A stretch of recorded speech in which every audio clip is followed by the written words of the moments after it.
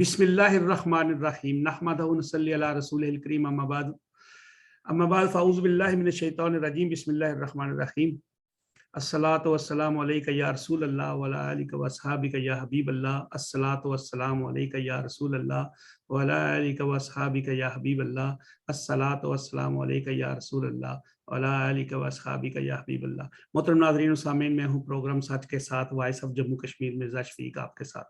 मेरे साथ हैं आज दीनी और रूहानी महफिल में डॉक्टर अल्लामा प्रोफेसर हाफिज़ुर रहमान बगदादी दाम बरकातहुम, चेयरमैन अदारा फैज़ानुल कुरान लाहौर। जैसा कि नाज़रीन और सामीन आप देख रहे हैं कि मौजूदा दौर में आजकल हमारा सोशल मीडिया हो या इलेक्ट्रॉनिक मीडिया या प्रिंट मीडिया, हम महविश हयात की ख्वाहिशात तो मंजर आम पे लाते हैं कि वो शादी करेंगी तो किस तरह करेंगी, किस से करेंगी, सियासत में कैसे आएंगी। हम किसी और शोबिज़ की खातून जो हैं उनकी बातें बताते हैं, लेकिन कभी भी किसी ने ये नहीं बताया कि मेरे रब ने और उनके रसूल ने हमारे मुआशरती मसाइल, हमारे ख़ानदानी मसाइल, हमारे जो ज़िंदगी है जो चलती है, इसके बारे में क्या हमें अहकाम दिए हैं। जब हम ये बातें बताते रहेंगे, जब हम मीडिया पे इस तरह के वाक़यात को उजागर करते रहेंगे, तो फिर ये वाक़यात नूर मुकद्दम वाले भी बनेंगे।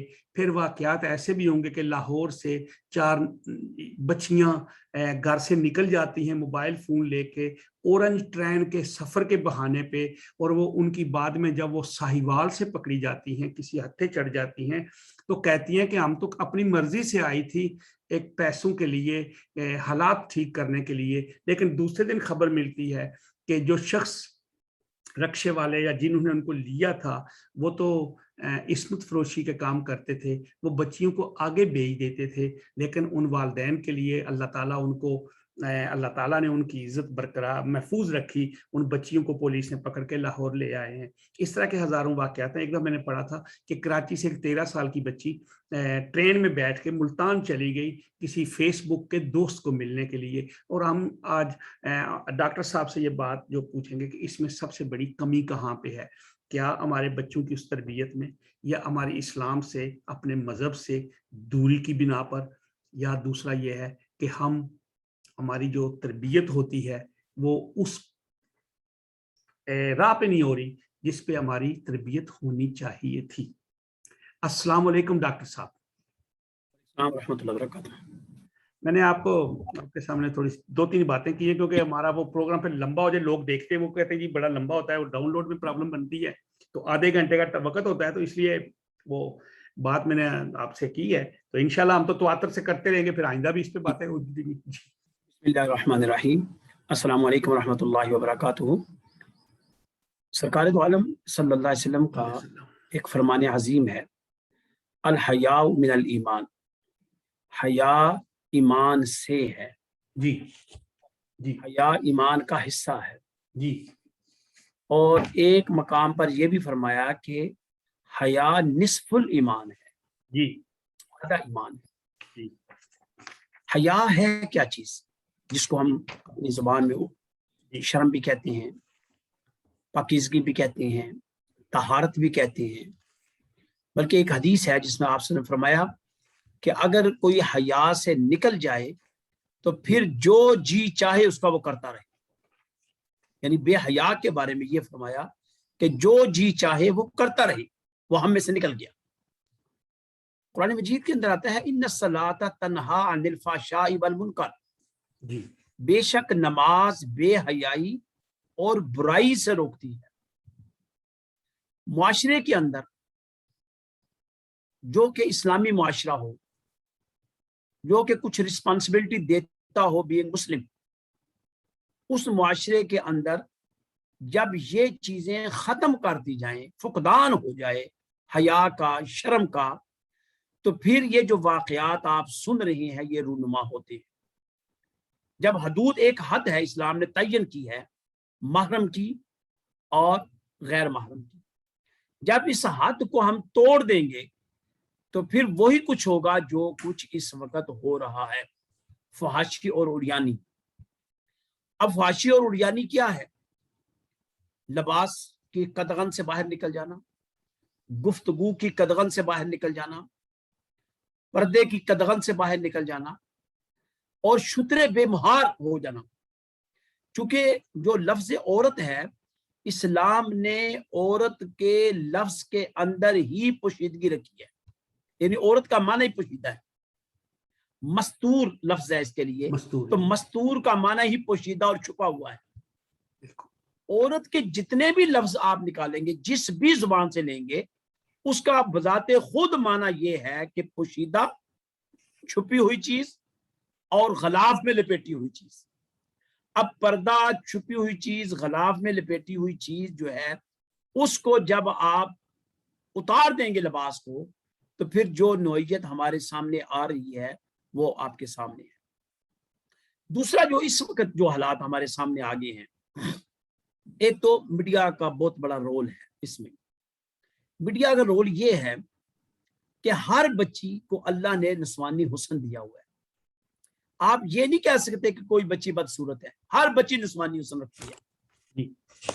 جب ہر بچی نسوانی حسن رکھتی ہے، تو جب ٹک ٹاک آپ کے سامنے آئے گا، جب آپ کے سامنے میڈیا کے اندر اشتہارات آئیں گے، جب وہ لڑکیاں مختلف قسم کے پوز اور مختلف قسم کی ایکٹنگ کریں گی، تو ہر وہ بچی جس کو گھر کی چار دیواری کے اندر بیٹھی ہوئی ہے، وہ چاہے گی کہ میں بھی ایسا بنوں، اور ایسا بننے کے لیے وہ اس طوفان بدتمیزی میں اپنے آپ کو داخل کر دے گی، اور پھر وہ ان حرکات کی طرف بڑھے گی، میک اپ کی طرف بڑھے گی، عریانی کی طرف. ٹک ٹاک، اب آپ دیکھیں یہ ٹک ٹاک ہے، اگرچہ یہ پروفیشنل بچیاں بنا رہی ہیں، لیکن نان پروفیشنل بھی انوالو ہو گئی ہیں. بالکل. Non professional. بالکل. اب جب نان پروفیشنل انوالو ہوئی ہیں، تو آپ حیران ہوں گے کہ دیہاتوں کی بچیوں نے بھی ٹک ٹاک بنا کر اس کا ان کا جو ڈسپلن ہے اس کے اندر پھینک دی ہے، اور دنیا دیکھ رہی ہے. اور ایک پورا ایک نیٹ ورک ہے. اور میں جب بھی دیکھتا ہوں، زیادہ تر ٹک ٹاک ہمیں اردو بولنے والے نظر آ رہے ہیں. ہے ہی وہی ہے، پنجابی اور اردو. جی جی جی، پنجابی اردو. باہر کی دنیا کو آپ یورپ میں یا میں عرب ممالک کو بھی دیکھتا ہوں، مجھے ان کے ٹک ٹاک کوئی نظر نہیں آ رہے. ہمارے ٹک ٹاک جو ہیں اتنی ہمارے ہاں وہ چیز ہو چکی ہے بے حیائی والی، کہ ہمارے ہاں کمپٹیشن ہو گیا. کسی دور میں خود کہا کرتا تھا کہ انڈیا کے اندر یہ جو مقابلہ حسن ہوتا ہے، اور انڈیا کے لوگوں کو لے کر آتے ہیں. کیوں لے کر آتے ہیں؟ وجہ یہ تھی کہ انہوں نے اپنی پروڈکٹ کو انٹروڈیوس کروانے کے لیے، اور انڈیا کی مارکیٹ بہت بڑی مارکیٹ تھی، اس پروڈکٹ کو ان کو لیپ لاپ کر کے ان کو مس انڈیا بنا دیا، مس جناب ورلڈ بنا دیا، اور دنیا کو دکھا دیا جی یہ ہے. لیکن حقیقت میں وہ جو اتنا بڑا ملک ہے پاکستان، انڈیا، بنگلہ دیش، اس کے ہاں ان کی پروڈکٹ سیل ہوتی ہے. اس نوعیت کی پروڈکٹ ان کے اپنے ملکوں میں، اقوام مغرب کے ملکوں میں سیل نہیں ہوتی. وہ سیل یہاں ہوتے، پرفیوم ہے تو یہاں سیل ہوتا ہے، دیگر کسی قسم کی جو پاؤڈر وغیرہ مختلف نوعیت کے ہیں فیس پاؤڈر کی شکل میں، وہ یہاں پہ ہوتی ہیں، سرخی ہیں وہ یہاں پہ ہوتی ہیں. تو وہ ہر بچی کے اندر نسوانی ایکٹنگ موجود ہے، اور وہ چاہتی ہے کہ میں وہ ایکٹنگ کرا اور مجھے کوئی لائک کرے، مجھے کو پسند کرے، میری کوئی تعریف کرے. جب وہ تعریف، پسند، لائک، ڈس لائک کا آپشن آتا ہے، تو پھر وہ سلپ بھی ہو جاتا ہے بندہ. جب سلپ ہوتا ہے تو پھر گھر کی دہلیز بھی پار کی جاتی ہے، پھر مذہب کی دہلیز بھی پار کی جاتی ہے. قصور اگر نصف خاتون کا ہے، تو نصف قصور ان نوجوانوں کا ہے جو ان کو پکڑ کے باہر سپورٹ دیتے ہیں، جو ان کو پکڑ لیتے ہیں، سہارا دیتے ہیں، جو کہتے ہیں ٹھیک ہے، سہانے خواب دکھاتے ہیں، ہم نکل چلتے ہیں. مذہب کو بھی وائلیٹ کیا، معاشرے کو وائلیٹ کیا، گھر کی دہلیز کو وائلیٹ کیا، اور کوشش کی ہم سب سے جو بڑا سہانا خواب ہوتا ہے ہم تم سے شادی کر لیں گے. اب اس کیفیت کو سن کر وہ بچی جب گھر کی دہلیز پار کرتی ہے، پھر وہ کھجل ہو کر جب واپس آتی ہے، تو پھر ہمارے سامنے ایک عجیب سی مثال ہوتی ہے. جی ڈاکٹر صاحب، میری آپ کی کتھا کلامی، یہ جو نکاح کا ہم کہہ کے ایسے ملوث ہوتے ہیں، نکاح کا کہہ کے، کیونکہ لالچ، ایک مسلمان جو عورت ہوتی ہے یا مشرقی جو لڑکی ہے، وہ تو نارمل غلط یعنی اس معاملے میں نہیں جانا چاہتی. وہ سوچتی ہے کہ میری عزت ہے, میرے والدین, کیونکہ اس کی تربیت بچپن سے ہماری ایسی ہوتی ہے. لیکن وہ مرد کا قصور, میں تو سمجھتا ہوں وہ مرد کا قصور ہے جو نکاح کا کہہ کر, نکاح کا لالچ دے کے, نکاح کی آڑ میں وہ اپنا گناؤنا کردار ادا کرتا ہے. ایگزیکٹ ایسے ہی ہے. پھر وہی بچی جو ہے جو نکاح کے آڑ میں اس کے ساتھ جب دھوکا ہوتا ہے, پھر وہی بچی ہر روز بکتی جاتی ہے, اس کی عصمت ہر روز بکتی جاتی ہے. تو پھر ہر ایک کو اپنا مسیحا سمجھتی ہے اور وہ اتنے بڑے گڑھے میں چلی جاتی ہے کہ واپسی ناممکن ہو جاتی ہے. پھر وہ اوباش مردوں کا اعلی کار بن جاتی ہے, وہ خاندان کے خاندان تباہ ہو جاتے ہیں. اب آپ مجھے یہ بتائیے, جس کو یہ کہتے ہیں شوٹ کرنا, یہ کیا ہے؟ ماڈلنگ کرنا, یہ کیا ہے؟ کہاں سے ماڈلنگ آ گئی؟ اور یہ ماڈلنگ آپ کے جتنے بھی شو ہیں, صبح کے جو شو ہیں, مارننگ شو ہیں, باقاعدہ طور پر مارننگ شو میں بیٹھ کر پلاننگ کے ساتھ روزانہ دلہنیں بنتی ہیں, روزانہ ان کی شادیاں ہوتی ہیں, روزانہ ان کے میک اپ ہوتی ہیں, روزانہ ان کو لباس پہنایا جاتا ہے. اب مجھے بتائیں, مرد تو گھروں سے چلے گی, وہ تو اپنی ڈیوٹیاں کر رہی ہیں, عورتیں گھر میں بیٹھی ہوئی ہیں, بچیاں گھر میں بیٹھی ہوئی ہیں. وہ مارننگ شو ناشتہ بھی ہو رہا ہے, بلکہ ناشتے والی توجہ کم ہے, وہ ان 3-4 شووں کے اوپر نظر ہے اور وہ شو ان کے کریکٹر کو لیس کر رہے ہیں. اگر وہ بچی اسٹوڈنٹ ہے تو وہ ایک تصور میں لے کر جاتی ہے, ایک چیز وہ جو میڈیا سے پک کرتی ہے وہ ایک تصور میں لے کر جاتی ہے, اس تصور سے وہ خراب ہو جاتی ہے, ختم ہو جاتی ہے.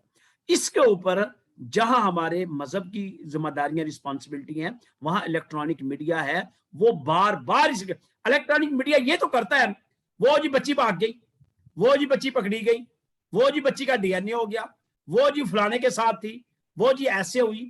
اب مجھے بتائیں, ابھی جو نور مقدم کا کیس ہے, اس کے اوپر اب آپ کے سامنے اس کے اہم ترین پورشن آ رہی کہ ان کا بیفور ٹائم آپس میں انتہائی قریبی ریلیشن رہا ہے, 3 سال مختلف تقریبات میں یہ ڈانس کرتے رہے اکٹھے, مختلف تقریبات میں ان کا آپس میں بھرپور قسم کا انجوائمنٹ تھا. اب وہ جو آخری چونکہ ایک جو فرد ہے وہ بالکل ایکسپائر ہو چکا ہے کہ وہ اپنا موقع پیش کرتا. اب تو یک طرفی بات ہے نا, جو موقع پیش کرتا وہ تو بندہ ہی ختم ہو گیا جی, کہ وہ کہتا ہے کہ یہاں پر ہماری آپس میں جو ہے وہ اختلاف ہوا ہے. اس وقت ایک ہی پارٹی موجود ہے اور شواہد یہ کہتے ہیں جی یہ قتل ہوئی ہے, لیکن اس قتل کے جو اسباب محرکات ہیں وہ کیسی ہے؟ ہر روز یہ حوا کی بیٹی قتل ہو رہی ہے, ہر روز حوا کی بیٹی کی اسم دری ہو رہی ہے, ہر روز حوا کی بیٹی لٹ رہی ہے, بک رہی ہے, اور اس کے اوپر ہمارے ادارے خاموش ہیں. ادارے بلکہ آپ حیران ہوں گے کہ مختلف آفیسروں کے ڈانس اس وقت جو ہے کلپ کی شکل میں بڑا فیشن بن گیا, اور وہ گھوم پھر رہے ہیں, اور وہ ان لوگوں کو پوچھنے والا کوئی نہیں ہے. جب یہ ڈانس ٹرانسفر ہوتے ہیں اسٹوڈنٹ کی بچیوں, جو یونیورسٹی کی بچیاں ہیں, کالج کی بچیاں, جب وہ دیکھتی ہیں تو وہ بھی کسی نہ کسی کا الاکار بن جاتی ہیں. جب وہ الاکار بنتی ہیں تو پھر نتیجہ جو ہے وہ ڈراپ سین جو ہوتا ہے وہ بے حیائی, برائی اور شرانگیزی اور بکلا. تو جو دوسری بچیاں متاثر ہوتی ہیں نا ان کو دیکھ کر, کیونکہ موبائل فون اب ہر ایک کے پاس ہے, جو دوسریاں بچیاں سفید پوش بچے, جس طرح بھی آپ نے بتایا لاہور کی 4 بچیاں, یہ شریف گھرانے سے تھی, غریب گھرانے سے تھی, سفید پوشی میں تھی. اب ان کو بھی دل تھا اچھا لباس پہنے, تو یہ گھر سے نکلی. ان کا بھی دل تھا کہ ہمیں بھی کوئی پاکٹ منی ملے, اچھی پاکٹ منی ملے, اس سے ہم یہ کچھ کریں. گھر سے نکلی, جب بکتی واپس آئی تو ایک خبر اس کی میں نے نیچے دیکھا, جی الحمدللہ جی یہ ان کا جناب ٹیسٹ کیا, کوئی ان کے ساتھ جنسی تشدد نہیں ہوا. یہ سب بکواس ہوتا ہے. یہ اگر آپ 2-4 دن 5 دن ٹھہر جائیں, ابھی بڑے اور انکشاف ہو جائیں گے. جی جی جی, یہ ہمارے ہاں یہ جو خبر کا جو انداز ہے نا, سنسی خیزی, کبھی بھی ہماری خبر ہماری پہلے شروع میں انتہائی سنسی خیز آ جاتی ہے, آگے جا کر وہ بریک ہو جاتی ہے. کبھی شروع میں بریک ہوتی ہے, آگے جا کر سنسی خیز ہو جاتی ہے. تو ہمارا جو معیار ہے میڈیا کا, وہ معیار اس لیول کا نہیں ہے کہ ہماری بچیاں جو ہے وہ محفوظ رہیں, بلکہ اس لیول کا ہے کہ ہماری بچیاں غیر محفوظ ہوتی چلی جا رہی. لیکن یہ جو میڈیا ہے اس کو کنٹرول کرنا, اس کے اوپر اس کو ایک تربیت اس کی کرنی کہ آپ اچھے موضوع پہ دیکھیں. ہم یہاں پہ یورپ میں رہتے ہیں, آپ یقین کیجئے کہ یہ یورپ کے اندر کوئی بھی ایسا پروگرام ٹی وی پہ نہیں آتا 10 بجے رات کے پہلے جو ہم یہ سوچیں کہ بچوں کے دیکھنے کا مناسب نہیں ہے. پہلی بات. اور دوسری بات یہاں پہ چینلز کے اوپر لکھا ہوتا ہے کہ یہ چینل بچوں کے لیے, حتیٰ کہ ہم یہ ویڈیو بنا رہے ہیں نا میں آپ کے ساتھ, جب میں اس کو ڈاؤن لوڈ کروں گا تو لکھا ہوگا کیا یہ بچوں کے لیے ہے یا نہیں ہے. بہت اچھا. اچھا اب آپ ایک اور چیز دیکھیں, ہمارا یہ جو میڈیا ہے اس کے اندر چھوٹی چھوٹی بچیوں کو, پچھلے دنوں میں نے صبح کے شو دیکھ رہا تھا, چھوٹی بچیاں 10 سال کی اور وہ ڈانس کر رہی ہیں, اور ڈانس اس کے ساتھ وہ بندہ کر جس کی عمر 30 سال ہے. اب جو ایج کا گیپ ہے یہ بھی ختم ہو رہا ہے. دوسری بات مرزا صاحب آپ حیران ہوں گے کہ ہمارے ہاں ایک اور بہت بڑا خطرناک مرحلہ آ گیا. جو ہمارے ڈرامے ہیں, جو رشتے تھے نا اسلام کے, مثلا ساس کا, بہو کا, سسر کا, دیور کا, جیٹ کا, یہ سارے اب سکینڈلائز ہو گئے ہیں. بالکل. اور یہ ڈرامے ہمارے پاکستان میں دکھائے جا رہے ہیں ڈرامے. اور یہ جو تھا نا ایک رشتوں میں حیا کا کنسیپٹ, رشتوں میں ادب کا کنسیپٹ کہ بھابی ماں کے برابر ہوتی ہے, اچھا بڑی بہن ماں کے برابر ہوتی ہے, بڑا بھائی باپ کے برابر ہوتا ہے, یہ ختم ہی ہوگی. سسر کا یہ مقام ہے, ہر روز آپ دیکھیں گے سسر کا بہو کے ساتھ, ساس کا دماد کے ساتھ, اچھا بھابی کا دیور کے ساتھ, جیٹ کا فلانے کے ساتھ, اور یہ باقاعدہ طور پر فیشن کے طور پر دکھایا جا رہا ہے. اور تجسس کے ساتھ بچیاں ہماریاں دیکھ رہی ہیں. مرد تو باہر ہوتے ہیں, مردوں کو تو پتہ ہی نہیں ہے کیا ہو رہا ہے. اور غیر محسوس طریقے سے یہ ٹریننگ ہو رہی ہے, غیر محسوس طریقے سے یہ ایک چیز پھیلائی جا رہی ہے کہ امت مسلمہ کے اندر بلامون اور پاکستانی عوام کے اندر سے غیرت ایمانی نکال دی جائے. اگر آپ کو یاد ہو تو یہاں پر کئی مرتبہ یہ کہ غیرت کے قتل ہوتے ہیں جی یہاں پر. بھئی غیرت لفظ اسلام نے غیرت سکھائی ہے, غیرت کس نے سکھائی؟ یہ غیرت تو یورپ میں بھی موجود ہے. آپ کہاں کہتے ہیں غیرت نہیں ہے؟ ان کی ماں بہن کو آپ چھیڑ کر دکھائیں ذرا, ان کی بچی کو آپ ویسے کو چھیڑ کر دکھائیں. تو جب کوئی بندہ ریئیکٹ کرتا ہے, آگے سے بولتا ہے, وہی جو غیرت ہے. لیکن ہمارے ہاں اس غیرت کو پوری دنیا کے سامنے اس لیے دکھایا جاتا ہے کہ یہ جی مسلمان جو ہے یہ ٹیررسٹ ہیں, دہشت گرد ہیں, آزادی نہیں دے رہے, میرا جسم میری مرضی, میرا جسم اس کی مرضی, میرا جسم یہ. یعنی اس انداز سے ہم نے ایک طوفان بدتمیز بپا کیا ہوا ہے کہ نتیجہ اب آپ پھر دیکھ لیں کہ ہر روز اخبارات کے اوپر اتنی خبریں دین کے پھیلاؤ کی, اشاعت کی, اصلاح کی نہیں ہوں گی جتنی خبریں آپ کو یہ ملیں گی کہ آج فلان جگہ یہ ہو گیا, فلان جگہ یہ ہو گیا, ایسے لڑکیاں بھاگ رہی ہیں, لڑکے بھاگ, ایسے لگ رہا ہے کہ پتہ نہیں ملک کے اندر کیا ہو رہا ہے. تو یہ بربادی ہو رہی ہے. جی انتہائی افسوس آتا ہے کہ یہ نہیں کہ میں سمجھتا ہوں کہ آج سے 600 سال پہلے بھی, 1000 سال پہلے بھی ایسے غلط کام ہوتے تھے, یہ نہیں کہ نہیں ہوتے تھے. اسی لیے اللہ تعالیٰ نے قرآن پاک میں بھی سزائیں آئیں, ان سے پہلی قوموں پہ بھی یہ وقت آئے, ان کو سزائیں بھی ملی. جزا سزا کا مسئلہ تھا, اگر جرائم ہوتے تھے تو یہ کہا گیا نا کہ یہ جرم کی یہ سزا ہے, یا قانون بنتے تھے. لیکن یہ جو ہمارا میڈیا ہے, یہ ابھی جو آج کل جو کر رہا ہے, میں نے اللہ قسم میں نے وہ دیکھا جو ہمارے پاس وہ آتی رہتے, تو لاہور کی شاہراہوں پہ وہ میڈیا والا جاتا ہے, وہ خواتین کھڑی ہیں بیچاری کسی مارکیٹ پہ, آپ کیوں کھڑی ہیں؟ اچھا جی, وہ کہتی ہے آگے سے کہ جی کیا بات ہے؟ اچھا جی بات یہ ہے کہ آپ یہ کام کیوں کر رہی ہیں؟ وہ کہہ رہی ہے بھائی برقع پہنا ہوا ہے, میں کھانا نہیں ہے, یہ ہے وہ ہے. میں نے خود دیکھا ہے, بلکہ ایک خاتون نے تو کہا وہ پلاسٹک کے برتن بیچ رہی تھی, تو اس نے کہا کہ یہ یہاں پہ تو یہ کام ہوتا ہے, آپ یہ کریں. اس نے کہا میں پلاسٹک کے برتن بیچ رہی ہوں اپنے بچوں کی روزی کمانے کے لیے.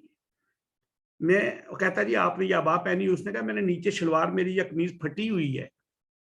وہ کہتا ہے اچھا پھر یہ کام کیسے ہو سکتا ہے؟ اس نے کہا تم میرے گھر 2 ہفتے کا کھانا پچا سکتے ہو؟ ہے جی وہ کیوں؟ اس نے کہا پھر جب تم پچا ہی نہیں سکتے تم مجھ سے کس چیز کا سوال کر. پھر وہاں پہ ایک اور جگہ دیکھا انہوں نے, ہم جنس پرست کھڑے ہوتے ہیں, وہ جن کے ان کے انٹرویو لیے جا رہے ہیں, وہ بتا رہے ہیں جی یہی فحاشی ہے. یہ جو ابھی آپ نے فرمایا نا کہ برائی ہر دور میں اس کا میں قائل ہوں کہ ہر دور میں برائی رہی, ہر دور میں حق رہا اور برائی ختم ہوتی رہی. اب جو برائی ہے اس کی شکلیں اختیار ہو گئی ہیں مختلف. پہلے برائی اگر کسی علاقے میں ہوتی تھی, دوسرے علاقے میں پہنچتے مہینہ لگ جاتا تھا. اب تو 1 سیکنڈ ہے, 1 سیکنڈ کے اندر پتہ چل جاتا ہے کہ اس وقت آپ کے فلان چوک پر فلان چند لڑکیاں کھڑی ہیں اور یہ حرکت کر رہی ہیں. اب مجھے آپ یہ بتائیے کہ ان جو بچیوں کا انٹرویو کرنا چاہیے تو یہ تھا کہ ارباب بسط و اقتدار جو ہیں وہ فوری طور پر ان کے لیے بیت المال سے اہتمام کریں راشن کا، سننے کے باوجود چپ۔ اچھا اس کو چھوڑیں، اس کے اندر ہم پروگرام نیکسٹ کریں گے گداگری کے اوپر کریں گے جو اصل بات ہے۔ اب چوکوں کے اوپر گداگر کھڑے ہیں، ہمارے پاس ایکٹ موجود ہے انسداد گداگری کا، لیکن اس کے باوجود پورا لاہور، پنڈی، اسلام آباد، دیگر شہروں کے اندر لینڈ لگی ہے گداگروں کی، اور بڑے بڑے وہ پیسے کماتے ہیں۔ اچھا انہوں نے یہاں وہ لگا کیمیکل لگا کر ہاتھ لٹکا دیتے ہیں، کیمیکل لگا کر چہرہ لٹکا کر ماسک پہن لیتے ہیں، اور یہ فلمیں بھی چلائی گئی ہیں، کراچی سے چلائی گئی ہیں کہ دیکھو جی یہ بندے موٹر سائیکل پر آ رہے ہیں، موٹر سائیکل انہوں نے سٹینڈ پہ کھڑا کیا، اس کے بعد جناب آہستہ آہستہ ریڑیاں نکالی، ریڑیاں نکال کر سارا دن وہ مانگ رہے ہیں، پھر اس کے بعد 2 4 5 گھنٹے مانگنے کے بعد چل پڑے۔ تو کہنے کا مقصد یہ ہے کہ گداگری کی آڑ میں بھی فحاشی ہو رہی ہے، ماڈلنگ کی آڑ میں فحاشی ہو رہی ہے، سریعام یہ جو ٹک ٹاک کی شکل میں یہ فحاشی ہو رئی ہے۔ پچھلے دنوں میں 2 3 مرتبہ ہماری عدلیہ نے یہ کیا کہ ٹک ٹاک کو بند کیا جائے، لیکن جب تک حکومت اس بارے میں، تو پھر وہ بات آ گئی جب تک نظام اسلام، نفاذ اسلام نہیں ہوگا اس وقت تک یہ چیزیں نہیں ہوں گی۔ اب جو صورتحال ہے موجودہ جو اس وقت مرزا صاحب ہے، اب تو ہم کسی اور راستے کی طرف چل پڑے ہیں، اب تو کچھ اور سوچے کیا ہونے والا ہے۔ اب تو وہ باتیں ختم ہو رہی ہیں نا کہ ہم جو جس چیز کا ہم راگ الاپ رہے ہیں کہ اب یہ ہوگا، نہیں، ہم ابھی سوچ رہے ہیں، باتیں اس سے آگے نکل گئی ہیں۔ اب جہاں پر بہترین مقام تھے خیر کے، وہاں پر کسینے کھلے ہوئے ہیں، وہاں پر سینمے کھل گئے ہیں، وہاں پر شراب خانے کھل گئے ہیں، اور یہاں بھی یہ آپ دیکھیے گا وقت ایسا آ رہا ہے، ہم دیکھ رہے ہیں ہماری آواز ان آوازوں میں دب جائے گی، اگرچہ ہمارا حق بنتا ہے، کوئی مانے نہ مانے آپ کا کام ہے حق بات کہنا، لیکن یہاں پر بھی ہر برائی فری ہو جائے گی، اس کو کوئی قدغن نہیں ہوگی، کوئی پابندی نہیں ہوگی۔ یہ ماحول آہستہ آہستہ ہماری سوسائٹی میں ڈیولپ ہو رہا ہے، اور یہ اتنی شدت کے ساتھ ڈیولپ ہو رہا ہے کہ ادارے بھی پیچھے ہٹ جائیں گے، اور بلکہ یہاں تک ہوگا کہ اگر کوئی ادارہ انوالو ہوگا تو وہ بچیاں کھڑی ہو کر ان کا گربان پکڑ لیں گی، تم کون ہوتے ہو ہمیں روکنے والے۔ یہ پچھلے دنوں میں 1 2 بچیوں کے واقعہ اسلام آباد میں این جی اوز نے جلوس نکالے ہوئے تھے، سریعام جلوس نکال کر کھڑی تھی، ہمارا حق دو۔ اچھا بلکہ ایک اور میں آپ کو بتاؤں، نعرے لگے ہیں اس بات کے، ہم اسلام کو نہیں مانتے، ہم ملا کو نہیں مانتے، ہم فلاں کو نہیں مانتے، ہمارا حق ہے، ہمارا جسم ہماری مرضی، جس طرح مرضی اس کو یوز کریں۔ تو یہ ایک دیکھیں، اچھا ان کی گیدرنگ دن بدن بڑھ رہی ہے۔ اگر شروع میں 10 بچیوں نے احتجاج کیا، اب 100 بچیاں کر رہی ہیں، 100 نے کیا اب 200 کر رہی ہیں، 200 نے کیا اب 400 کر رہی ہیں، اسی طرح مختلف جو مقدمات ہوتے ہیں ان کے اوپر ہو رہا ہے۔ تو یہ ایک پلان کیا جا رہا ہے، اور اس پلان کے تحت این جی او جو ہے یہ کام کر رہی ہیں، اور یہ ہمارا اسلامی تشخص مٹانے کی کوشش ہے۔ لیکن ڈاکٹر صاحب عرض یہ ہے کہ جو این جی اوز ہیں وہ بھی تو پاکستان کے اندر بنی ہوئی ہیں، اس میں بھی تو وہاں کی خواتین ہیں، اس میں بھی وہاں کے مرد ہیں، اور وہ بڑے بڑے پڑھے لکھے پروفیسر اور اسکالر بھی بنے ہوئے ہیں۔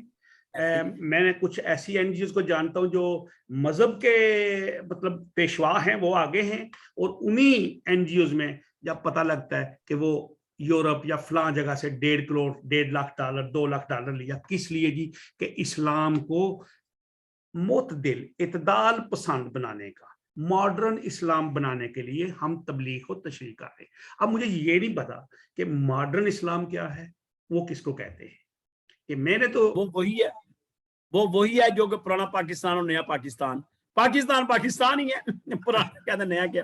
تو یہ ماڈرن جو اسلام کے لیے، اسلام مذہب جو ہے، اس نے کبھی کسی کو دعوت نہیں دی کہ تم برائی پھیلاؤ، اس نے کبھی نہیں کہا کہ میں پرانا ہوں اب نیا ہونے لگا ہوں۔ اسلام ہر دور میں اپنے تقاضوں کے مطابق موجود ہے، بالکل بات اتنی سی ہے۔ رہا سوال یہ ہے کہ اسلام کی آڑ میں، اسلام کو کبھی دہشت گرد مذہب کہتے ہیں، اسلام کو کبھی کہتے ہیں جس نے پابند کر دیا، عورتوں کا استحصال کر دیا، اس طرح کرا کے اسلام کو بدنام کرنے کی کوشش کی جا رہی ہے، ورنہ اسلام تو بڑا آزاد مذہب ہے۔ لیکن ڈاکٹر صاحب اس کا حل کیا بنے گا؟ اس کو کس نے اس کو سیدھی راستے پہ کون لائیں گے؟ کیا ہمارے مشائخ علماء کا فرض ہے، یا ہماری اس حکومت کے ان اداروں کا فرض ہے یا اپنے بچوں کی تربیت میں ماں باپ کا کوئی فقدان ہے؟ دیکھیں، سب سے پہلے ماں باپ اپنا کردار ادا کریں. علماء کا جہاں تک تعلق ہے وہ آپ کے سامنے ہے، ٹیلی ویژن کے اوپر علماء بیٹھے ہوئے ہیں، مشائخ بیٹھے ہوئے ہیں، 7 بچیاں بیٹھی ہوئی ہیں. وہ آپ نے دیکھ لیا. رئیسی کثر ہمارے ڈاکٹر صاحب ایک ہیں، وہ ناچ کے ایک طرف اعوذ باللہ پڑھتے ہیں، پھر بسم اللہ پڑھتے ہیں، پھر خود ہی ناچنا شروع کر دیتے ہیں، پھر لڑکیوں کے ساتھ مذاق کرتے ہیں، پھر وہ آئے دن کوئی نہ کوئی ان کی ویڈیو ریلیز ہوتی ہے. اس کے اثرات مرتب ہوتے ہیں. ان کو یہ سمجھ نہیں آ رہی، ان کے اثرات مرتب ہوتے ہیں پبلک کے اندر.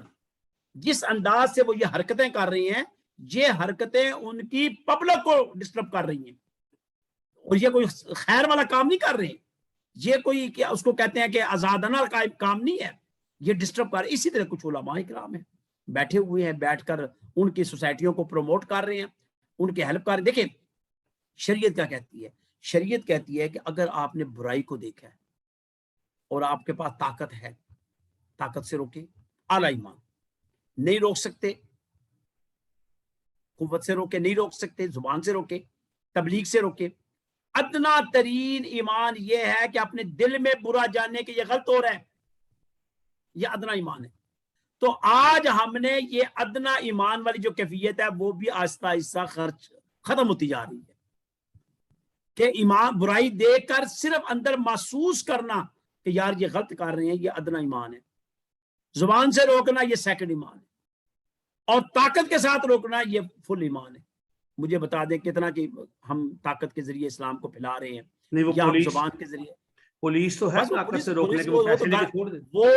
وہ تھانے کے اندر جو گالیاں نکالتی ہیں تو وہ بندے کے ضمیر کو مار دیتی ہیں.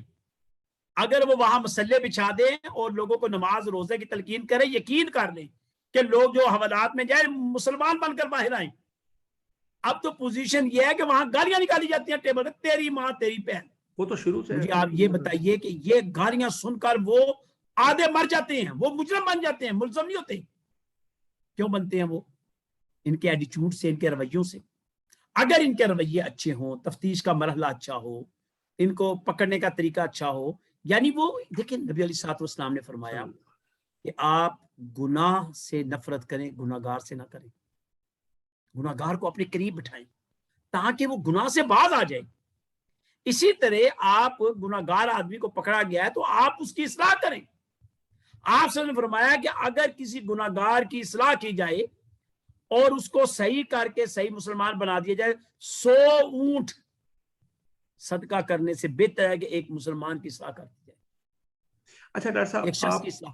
آپ سے ایک درخواست ہے، آپ اس معاملے میں کیا پیغام دینا چاہتے ہیں ہمارے ان بچوں کے والدین کو، انتظامیہ یا حکومت کو؟ ایک ہوتا ہے کہ آپ کی رائے کیا ہے، ان کو کیا کرنا میرے چاہیے نزدیک یہ ہے تاکہ کہ سب سے پہلی بات ہے کہ والدین جو ہیں وہ اپنے بچوں اور بچیوں کے اوپر نظر رکھیں. جب بچے بالغ ہو جاتے ہیں الگ کمروں میں ان کو نہ لیٹنے دیں، ان کے موبائلوں کو چیک کریں، ان کے دوست جو خلوت کے ہیں ان کے دوستیوں کو چیک کیا جائے، کن کن کے ساتھ ان کی دوستیاں ہیں. پہلا درس گاہ جو ہے وہ والدین ہیں. والدین اس چیز کو دیکھیں. جب وہ بچے یونیورسٹی لیول پر آتے ہیں تو یونیورسٹی لیول پر حکومت کا کام ہے کہ وہاں پر اتنی سختی ہو کہ وہ بچیاں اپنی حدود سے باہر نہ نکلیں. کوئی ایسے مواقع نہ دی جائیں تفریح پارک کے، کنٹینوں کے، کہ جہاں پر وہ اس قسم کی وائلیشن ہوتی ہے. وہ ادارے اپنا کام کریں. تیسرے مرحلے پہ جب اور میچورٹی آتی ہے تو اس میچورٹی کے اوپر اسٹیٹ کا کام ہے. جس کے پاس وسائل نہیں، ذرائع نہیں، یا ان کے پاس ٹیکنیکل جاب نہیں، یا ان کے پاس کوئی ہنر نہیں، ادارے جو ہے حکومت کی سربراہی والے، وہ ایسا انسٹیٹیوشن ہو کہ وہ بچہ وہاں جائے اور اس کو اس کا رائٹ مل جائے. جب آپ یہ کام کرنے میں کامیاب ہو جائیں گے تو یقیناً برائی ختم ہو جائے گی. کوئی یہ نہیں کہے گا میں نے آٹے کے لیے اپنی عصمت فروشی کی ہے. کوئی یہ نہیں کہے گا کہ میں نے دار روٹی کے لیے یہ ٹک ٹاک جناب یہ مجھے وہاں سے پیسے آ رہے، یہ نہیں کوئی کہے گا. تو ڈاکٹر صاحب ایک اور عرض ہے، کیا یہ نہیں ہے کہ جو ہمارا معاشرتی مسئلہ ہے نکاح کا، یہاں پہ ہماری بچیوں کی عمریں گزر جاتی ہیں جہیز کی نہ ہونے کی بنا پہ ان کی شادیاں نہیں ہوتی. یہاں پہ لڑکوں کی شادیاں اس لیے نہیں ہو سکتی کہ ان کے والدین کے پاس 10 تولے یا 15 تولے سونا پہنانے کے لیے وسائل نہیں ہیں. اس لڑکے کے پاس اتنا جاب نہیں ہے کہ وہ اتنی اس خاتون کی یا اس بچی کے پیرنٹس کی وہ ڈیمانڈ پوری کر سکے. کیا اس میں بھی اسلام کیا کہتا ہے اس معاملے میں؟ نکاح اس کے میں بھی معاملے اسلام یہ کہتا ہے، اسلام کا یہاں بھی کنسیپٹ یہ ہے کہ نبی علیہ الصلوۃ والسلام نے فرمایا کہ بلا تسرفوا انہ لا يحب المسرفین، یہ قرآن کی آیت ہے، فضول خرچی سے بچو، اللہ تعالیٰ فضول خرچی کرنے والوں سے محبت نہیں کرتا۔ ان المبذرین کانوا اخوان الشیاطین، جو فضول خرچ ہوتے ہیں وہ شیاطین کے بھائی ہوتے ہیں۔ اسلام نے جہیز سے منع کیا، اسلام نے عورت کے گھر جا کر کھانا کھانے سے منع کیا، یعنی برات آپ لے کر گئے ہیں، وہاں سے بچی لیا، آپ وہاں سے کھانا نہیں کھا سکتے۔ کھانا شادی کا ایک ہی ہوتا ہے اور وہ ولیمے کی شکل میں ہے۔ اب ہمارے ہاں تیل مہندی کا کھانا الگ، نکاح کا کھانا الگ، اچھا رسمیں وہ جو ہنا وہ الگ، آنے کا کھانا الگ، جانے کا کھانا، وہ جو بچی دے رہے ہیں ان کا تو بڑکس نکل جاتا ہے۔ اب بچی نہیں، اب تو لڑکوں کے گھروں کے اندر بھی اس قسم کی واقعاتی آ چکی ہے کہ ان کا بھی بڑکس نکل جاتا ہے۔ یہاں سے برات لے کر جا رہے ہیں، راستے میں فلانا کھانا کھلائے گا، فلانی جگہ برگر کھلائے گا، فلانی جگہ پانی پلائے گا، اور جناب تباہی نکل گئی ہے سب کی۔ تو والدین اپنی انا کی خاطر، اپنی دنیاوی رکھ رکھاؤ کی خاطر قرضے اٹھاتے ہیں۔ جب وہ قرضے اٹھاتے ہیں وہ دے نہیں سکتے، جب وہ دے نہیں سکتے تو پھر یہ برائیاں جنم لیتی ہیں۔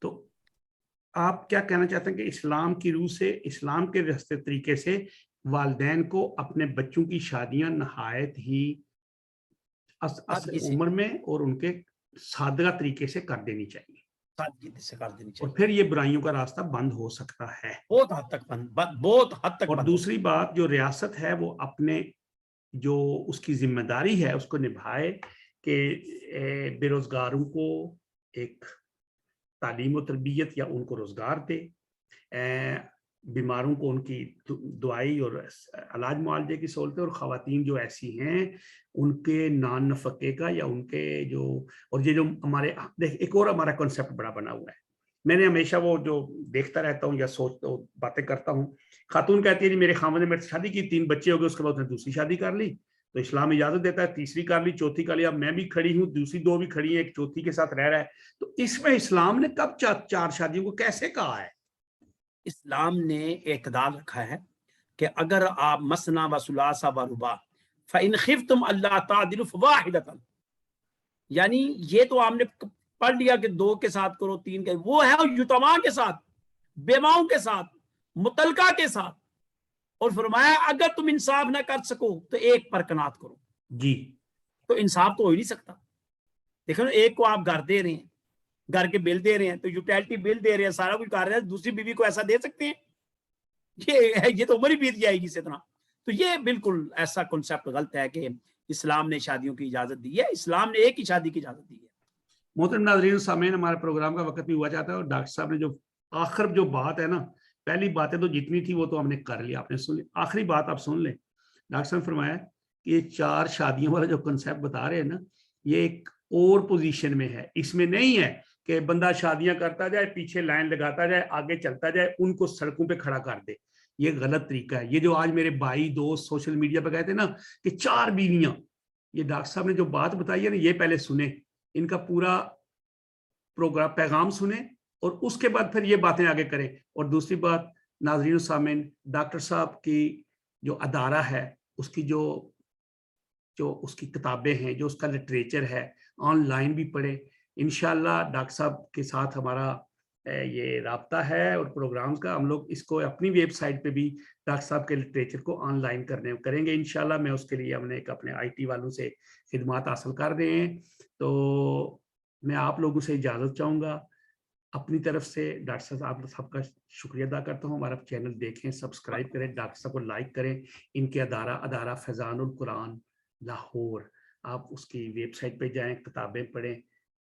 میں خود اس کا طالب علم ہوں، میں خود اس کو پڑھ رہا ہوں، اور اس میں ہمیں بہت سے ایسی چیزیں ملیں گی جن کو ہم نے ابھی تک لابلد ہیں، ہم نے ان کو دیکھا ہی نہیں ہے، پڑھا ہی نہیں ہے، اور بڑی آسانی سے ان کی جو قرآن پاک کی تفسیر ہے ڈاکٹر صاحب کی، بڑی مدلل ہے۔